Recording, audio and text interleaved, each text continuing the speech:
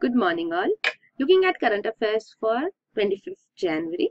On the front page you have this news. Justice Sikri also opts out of CBI chief appointment case. So we have already seen yesterday on the front page there was news that the CJI has opted out of the case, and now Justice Sikri has also opted out. You should know the reason being given that for CBI chief appointment there is a selection committee in which there are 3 members: the Prime Minister, the leader of the single largest party in opposition, and also the Chief Justice of India or a judge appointed by him. So the CJI had appointed Justice Sikri or named Justice Sikri to be part of the selection committee which had decided on removing Alok Verma from being the CBI director. So CJI will now be part of the 3-member committee, which will be, he is not sending Justice Sikri, himself will be part of the 3-member committee which will appoint a new CBI chief. So that is why CBI chief appointments case, the CJI opted out, and now Justice Sikri, because he was earlier involved in removal, he has also opted out of the CBI chief appointment case. Then this is ICI loan scam. CBI books Kocher's Videocon head. So this is the old case. We have already seen this in news that the Kocher, Chanda Kocher, who was managing director and chief executive officer of MD and CEO of ICICI Bank. Her husband Deepak Kocher had the deals with Videocon Group's head Venugopal Dhut, and Videocon had been given loans by ICICI Bank which turned into NPLs. So this entire case is being investigated into. So this is important. Then this is final NRC list must be out by 31st July, Supreme Court. So the Supreme Court has given this deadline, reiterated on its deadline. So it says public hearing for verifications of claims will begin on Feb 15. Then on page 7 you have hope for Kerala in Bandipur deadlock. So the Supreme Court has asked Environment and Transport Ministries to arrive at consensus in 6 weeks.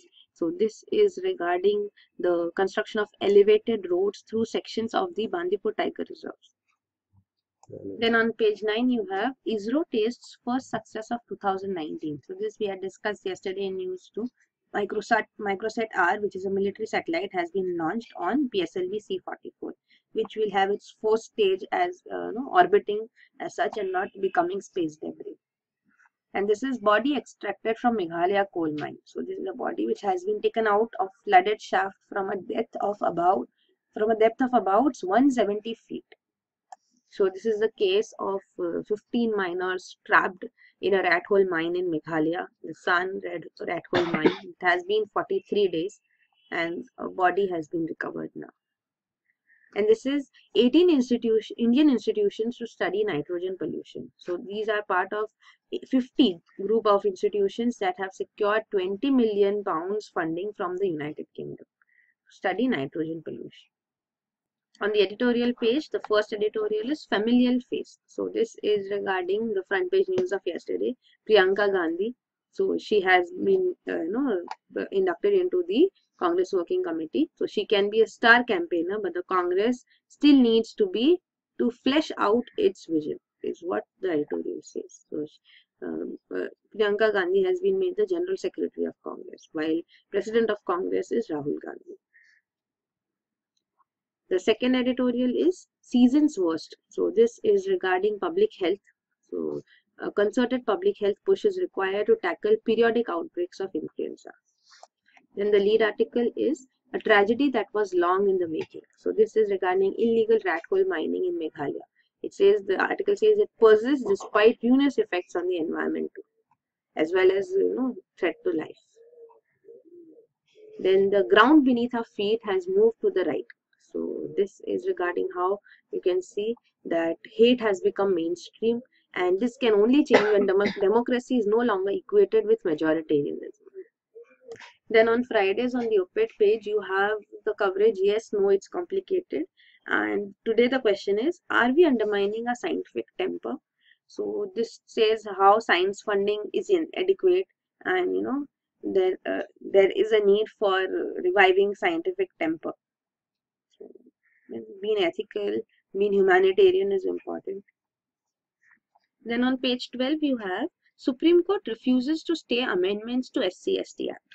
So you should know that Supreme Court had stated in March 2018, on 20th March 2018, it had given a judgment saying that the SC/ST Act is quite stringent and it is used or rather misused. So it had diluted the provisions of the SC/ST Act, Scheduled Caste Scheduled Tribes Act, and the government after the protests had passed an amendment in which it had brought back those same provisions. So now the case came before the Supreme Court to stay those amendments because they are nullifying the Supreme Court judgment, but the Supreme Court has refused to stay those amendments. Then on page 13 you have Pravasi meet attendance dips. So the attendance at Pravasi Bharatiya Divas has been quite low. You can see it has been given here. So the government actually changed the dates for the 2019 Pravasi Bharatiya Divas to coincide it with the Kumbh Mela.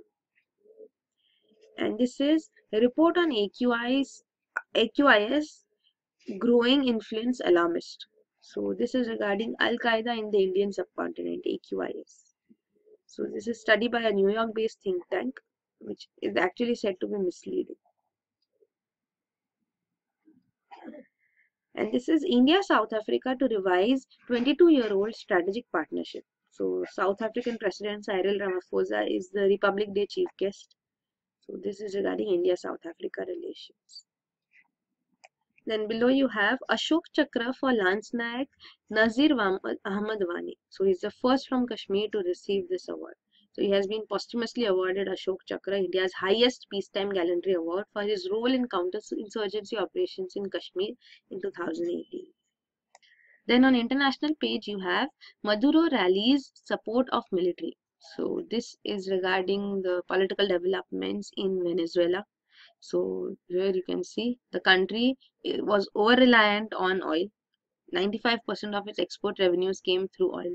So during Hugo Chavez, the president, there were many social schemes which were launched, and because of oil revenue, it was working fine. But when oil prices dipped internationally, it became a burden on the government. The same schemes had to continue, but oil was not paying. The oil exports were not paying. So during Maduro's time, the next president, the country's currency, Bolivar, lost 99.99% against the US dollar. Inflation is 1.3 million percentage as of November 2018. So this is the condition of the economy in Venezuela. So that is why you can see the political controversy has also erupted.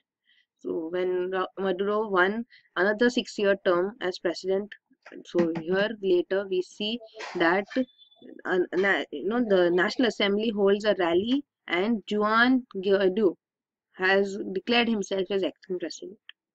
So the Maduro's presidency was declared illegitimate by the National Assembly, the Parliament of Venezuela. This is there. So now Maduro rallies support of military.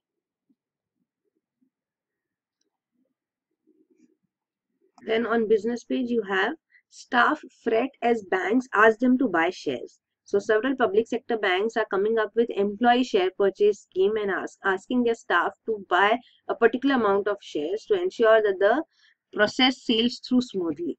So employees are also being told to open demat accounts, and they have been offered personal loans to purchase the bank shares.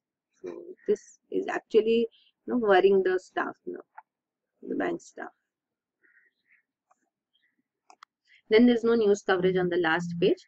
So these are the important headlines for today.